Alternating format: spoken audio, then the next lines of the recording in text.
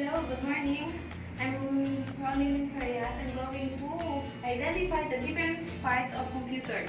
This one is system unit or CPU. This one is the monitor, ABR, mouse pad, keyboard, power cable, and VGA cable.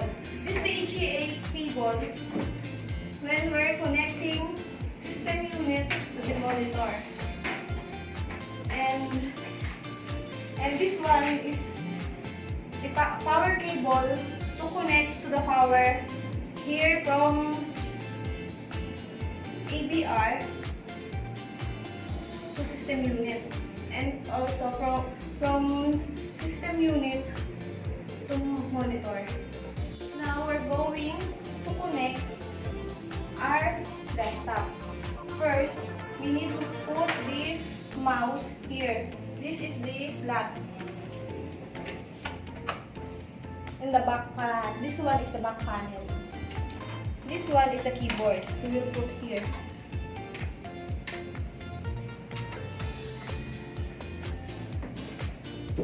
Power cable. I will connect it here. Back panel.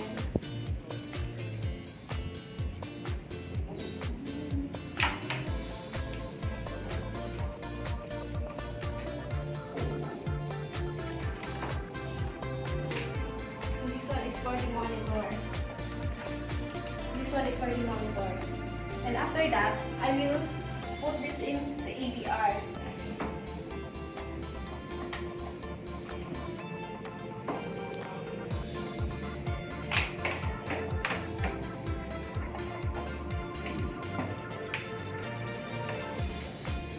And most especially are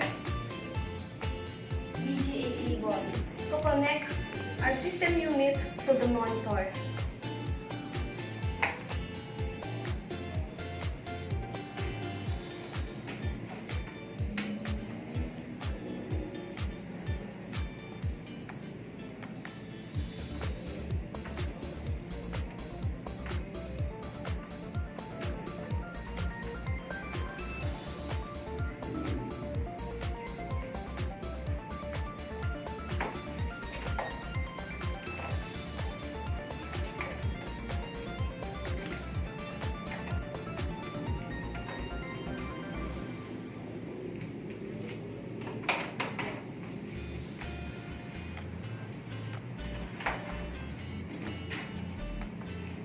After that, after connecting the parts or the paraphernalia, now I'm going to plug it to try. We're going to start. I'm going to discuss all about the system unit. There is two types here in my front. This one is the i3 model, and this is one Pentium 4. We can see here that the Pentium 4 or the old model have IIDE connector like this. This is the heatsink, the north bridge and the south bridge. This one, the fan, and this motherboard is bigger than the new version i3. This is the memory here is DDR1 and the memory is the DDR2. We can see that here that the DDR2 is smaller than the DDR1. This is from the old model and this is from the new model.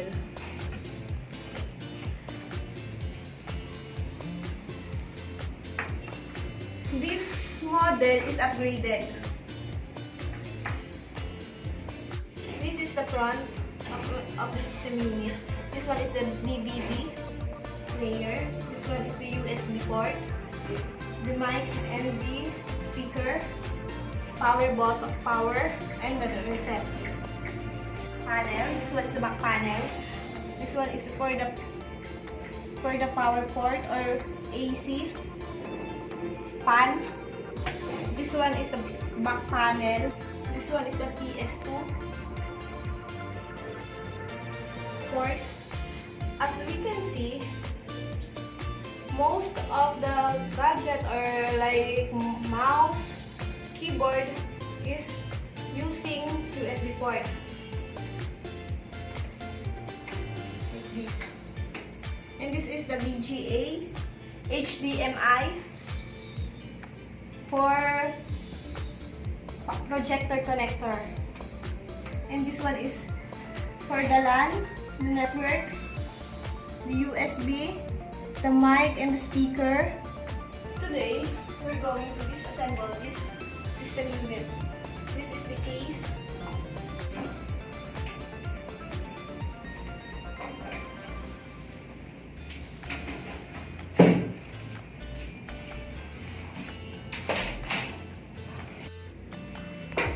After opening the CPU case, we're going to detach it's this one, the SATA.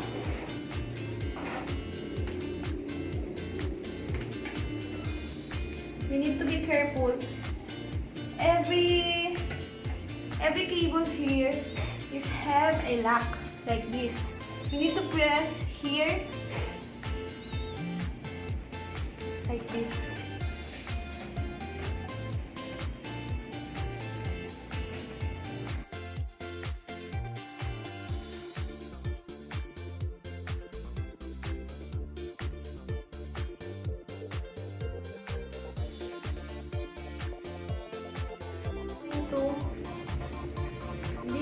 Disassemble hard disk.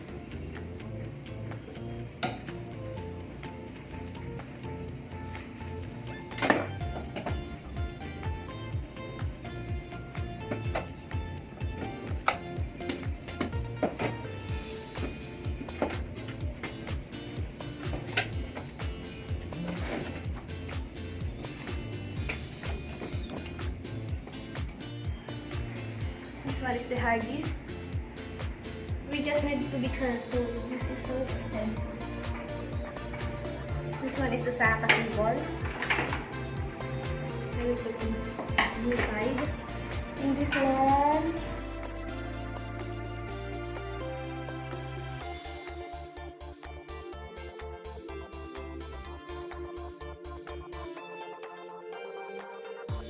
one, is the heat sink.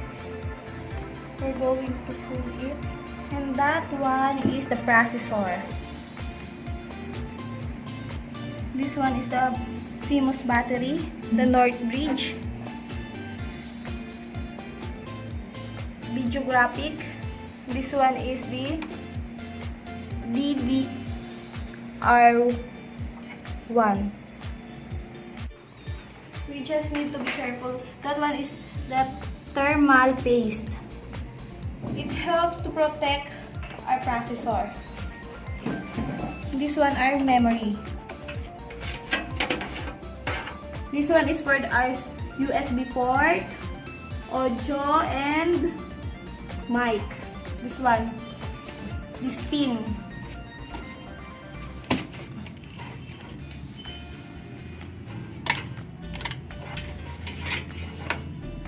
And this one, this pin is connected from the power supply. This one. The memory, we need to unlock from both sides and get our memory because it's too thin. And we need to be careful on that pins.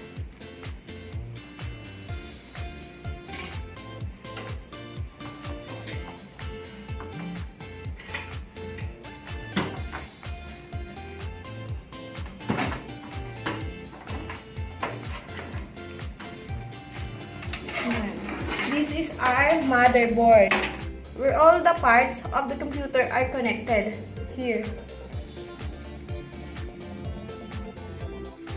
This is the processor.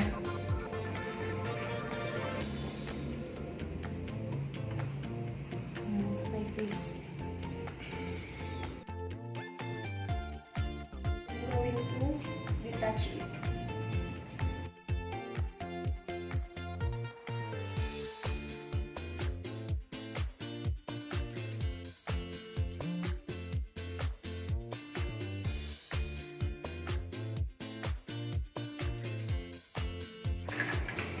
This is the power supply. Now I'm going to detach it. You just need to be careful.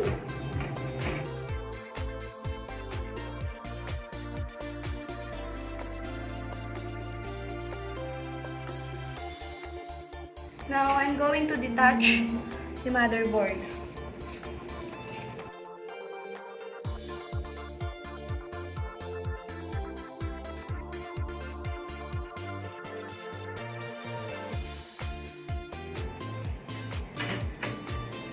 I'm going to detach it. This is our motherboard. This is the north bridge, the processor slot,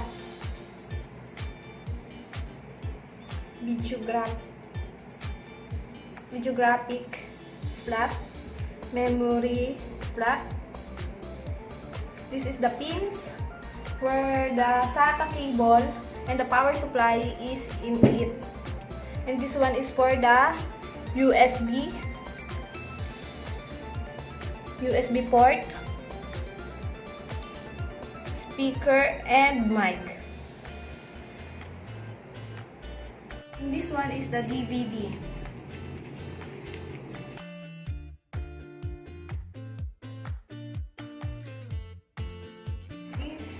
This is our DVD player. To assemble. This one is the system case. And this one is the DVD player, the SATA cable, the processor, the heatsink, and the pan. This one is the processor. This one is the motherboard, power supply, hard disk, and the memory card. Now I'm going to put, first we need to assemble it. I will put the DVD player here. The system unit case. Now first we need to attach this motherboard here. This one is the back panel. And there is a slot there that we can see here. One. This is our guide. And then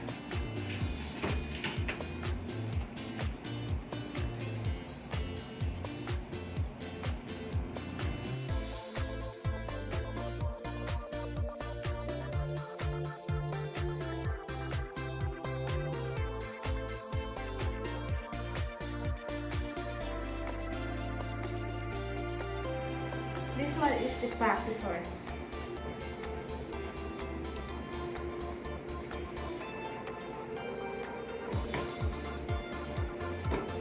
After that, we will lock it here.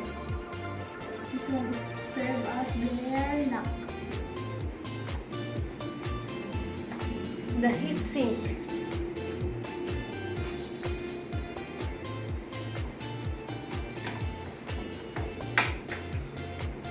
To lock it. Power supply. I will put here in the side, the upper part of the case.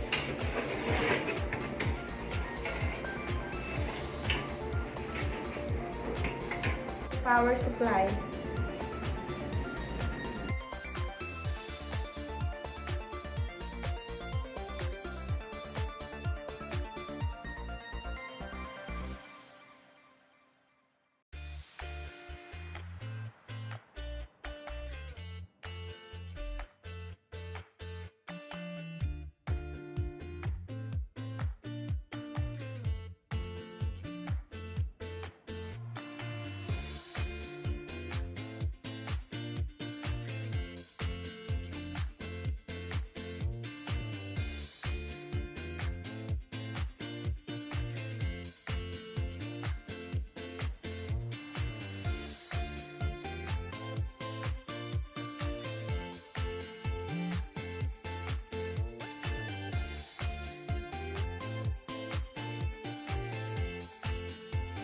The hard disk.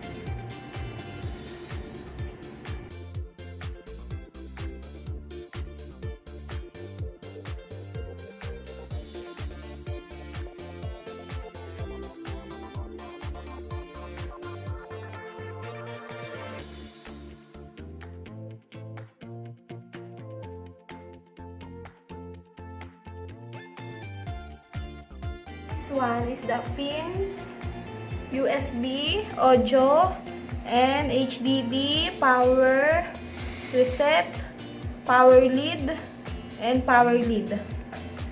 And this pin there.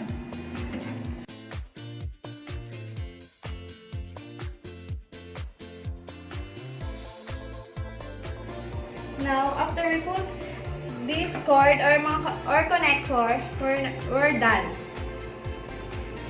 We assemble computer hardware.